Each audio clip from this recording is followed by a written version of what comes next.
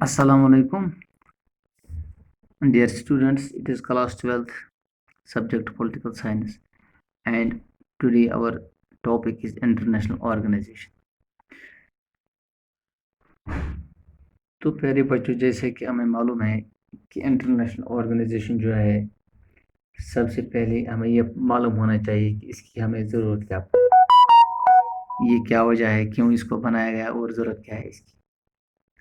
تو بنیادی مقصد جو ہے تو اینڈ آف کولڈ وار جو ہوا اور اس کے نتیجے میں ساؤتھ یونین کا کولیپس ہونا اور نیو گلوبل آرڈر جو ہوا اور اس کے بعد یو ایس اے کی ہیجمونی. سو it led to a demand for restructuring of various international organizations, خاص طور سے یو این کی. ان چیلنجز کو جو کہ یو ایس کی ہیجمونی کی وجہ سے پوز ہو گئی تھی، ان کو ایک طرح سے ان میں رکاوٹ ڈالنے کے لیے یا ایک طرح سے اس کو کاؤنٹر کرنے کے لیے یو این یا کسی اور چیز کا آرگنائزیشن کی ضرورت پڑ گئی. تو اسی لیے یہ ضروری بن گیا کہ اس کا یو این سیکورٹی کونسل کا ریفارم ہونا اور اس کا بننا اسی وجہ سے اس کا بنیادی مقصد ہو. تو ہندوستان جو ہمارا ملک ہے، اس کو بھی اسی سانچے میں بیٹھنا پڑ گیا. تو سب سے پہلے ایک مثال میں آپ کو کوٹ کروں گا.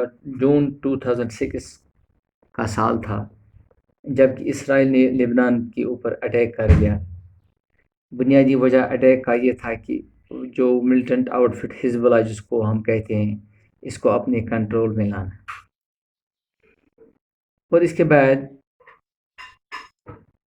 جو اسرائیل نے بمبارڈمنٹ کی لبنان پہ، اس کے بہت سے ایریاز، ریزیڈنشل ایریاز اس کی زد میں آ گئی، جس کی وجہ سے بہت ساری سویلین کی ہلاکتیں ہو گئی. اور اس کے بعد یو این نے ایک ریزولوشن پاس کی اگست 2006 میں. بعد میں اسرائیل کو وڈرا کرنا پڑا 2006 میں. یہ ایک مثال ہے. لیکن اب آپ یہاں پہ سمجھ لیجیے اس طرح سے کہ 2006 میں اگست 2006 میں ایک ریزولوشن پاس ہوئی اور بعد میں اکتوبر میں اس کو امپلیمنٹ کیا گیا، تو 2 مہینے لگ گئے. تو اس مثال سے یہ بھی ہمیں پتہ چلتا ہے کہ یہ جو ان ایفیکٹونیس آف یو این کی ہے ان کنٹرولنگ انٹرنیشنل کرائسس. لیکن پھر بھی اس کا یہ مقصد نہیں کہ یو این جو ہے اس کا یہ بالکل ہی اس کا ہونا بے مطلب اور یوز لیس ہے. ان فیکٹ اس کو ہم تصور کرتے ہیں ایک سگنیفیشنٹ انٹرنیشنل آرگنائزیشن کی طرح. اور جتنے بھی دنیا میں لوگ ہیں ان میں یو این کو ایک انڈسپینسیبل اس کو تصور کیا جا رہا ہے، کیونکہ دنیا یہ چاہتا ہے کہ ہر خطے میں امن، پراسپرٹی اور ایک پروگریسو ماحول پیدا ہو. تو بہت سارے جو کہ بڑے بڑے دانشور، مفکر یا لیڈر گزر گئے، انہوں نے اس کے انٹرنیشنل جو یو این سیکورٹی کونسل ہے اس کی حمایت میں ہر وقت اپنے آپ کو پیش رکھ دیا. تو جیسا کہ اب ہمیں یہ معلوم پڑ گیا کہ یو این ایک امپورٹنٹ انٹرنیشنل آرگنائزیشن ہے، اور جب بھی کبھی وار یا پیس یا کوئی اور قدم کسی کو بھی اٹھانا پڑتا ہے تو یہ ایک یو این جو ہے ایک خاص رول اس میں ادا کرتا ہے. کیونکہ دنیا میں جتنے بھی بہت سارے ممالک ہیں، ہر کسی کو کسی ملک کو کسی دوسرے ملک کے ساتھ بہت سارے کنفلکٹ بھی ہوتے ہیں، ڈفرینسز بھی ہوتے ہیں. لیکن اس کا یہ مطلب نہیں ہے کہ ہر وقت کنفلکٹ اور ڈفرینس کی وجہ سے کوئی ایک ملک دوسرے ملک کے اوپر جنگ ٹھوسے، یعنی کہ وہ ایک طرح سے دونوں میں ایک وار چھڑ جائے. اس کا قطعی یہ مطلب نہیں ہے. So they should insist for a peaceful methods to conflict resolution. یعنی کہ جنگ کے بغیر بھی جتنے بھی سارے پہلو ہیں ان کے اوپر غور کرنا ہے اور اس کو ٹالنا ہے. تو جتنے بھی انٹرنیشنل ایشوز یا ڈسپیوٹس ہیں یہ مان کے چل لیتے ہیں کہ ان کو نیگوسیشن کے ذریعے یا انٹرنیشنل آرگنائزیشن کی مدد کے ذریعے اس کو حل کیا جا رہا ہے. So these international organizations they play an important role in this regard.